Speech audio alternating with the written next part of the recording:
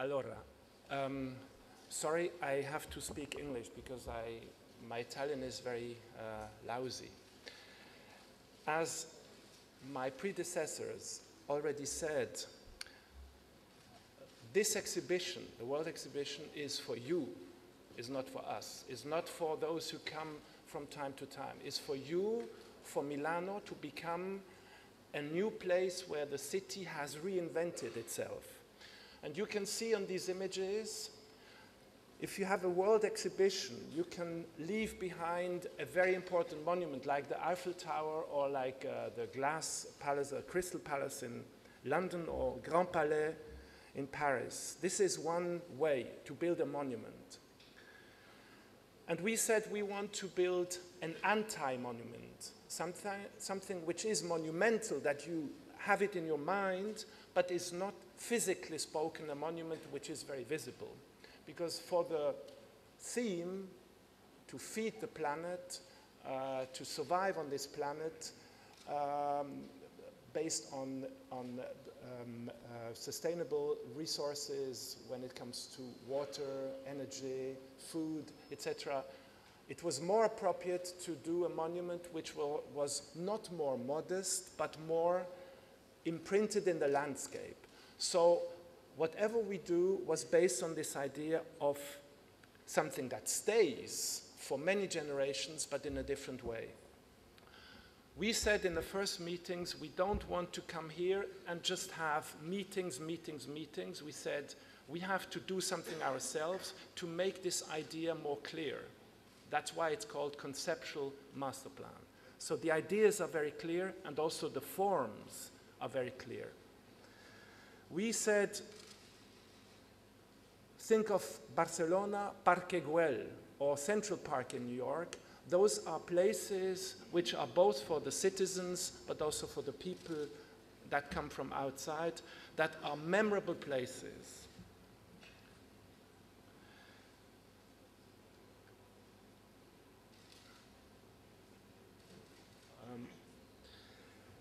So something like a garden that is a garden for the 21st century.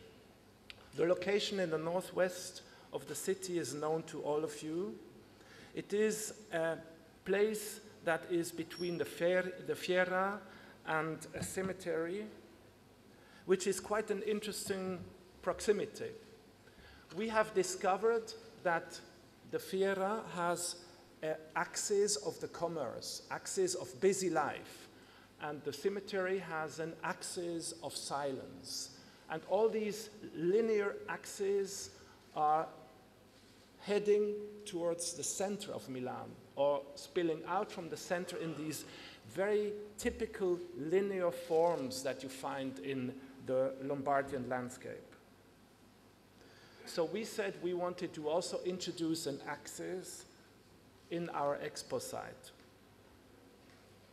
We also said that we don't want to do a new area which is like the Fiera. We don't want to add big industrial buildings, but we want to bring urban life, small-scale restaurants, gardens, something that the place now does not have, something that people who visit the Fiera are missing, something that doesn't exist, something that you have very well in the center of Milano, but out there you don't have that.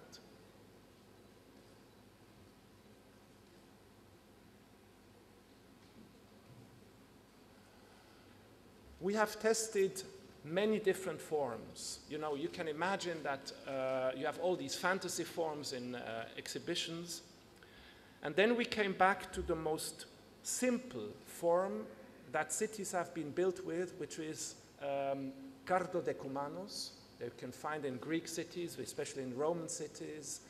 And they have a great tradition, a great past, but also a great future, because they are still, it's still a very iconic, a very enigmatic form.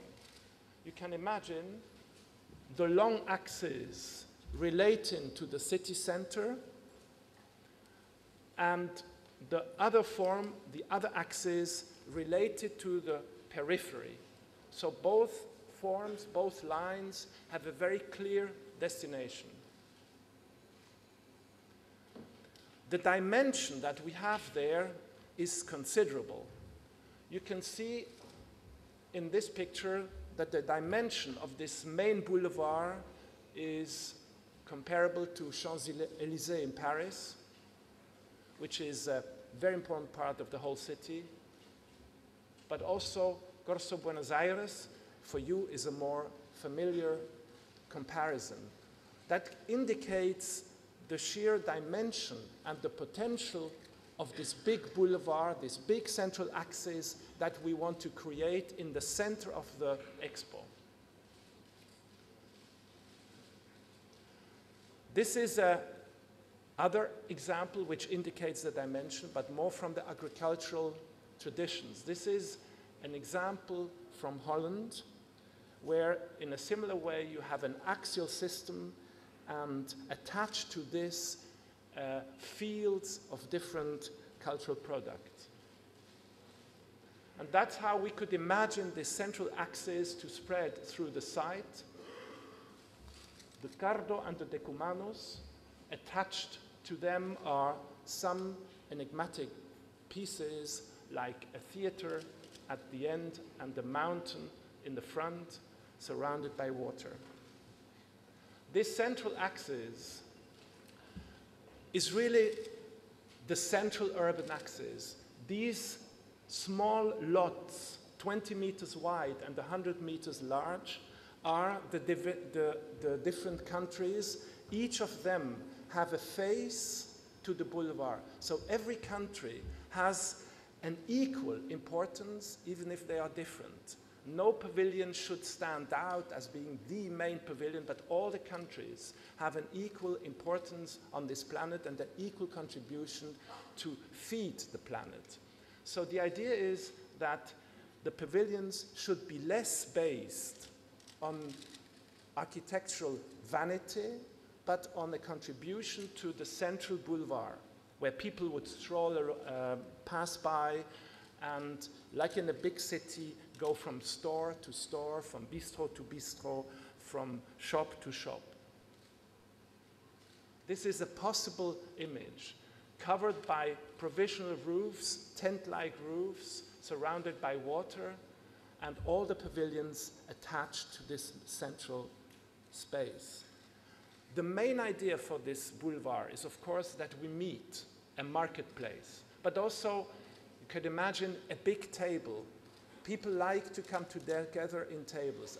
This is something that we appreciate a lot in your country, in Italy. Italy is one of the few countries left where people sit down to eat and don't stand and watch TV all the time, but they sit, they have a glass of wine, they enjoy the food.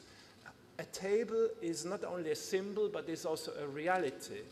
People who sit down to eat have a different way to eat. They have a different moment of also thinking and resting, and there's a different social behavior. In this, we are literally inspired by Ultima Cena.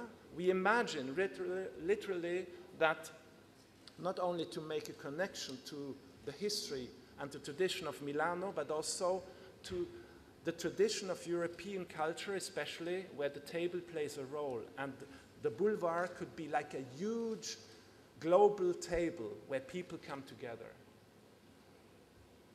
That would be in the central axis under the roof. The individual pavilions would bring their products, potatoes, grapes, coffee, whatever is their different products onto this central table.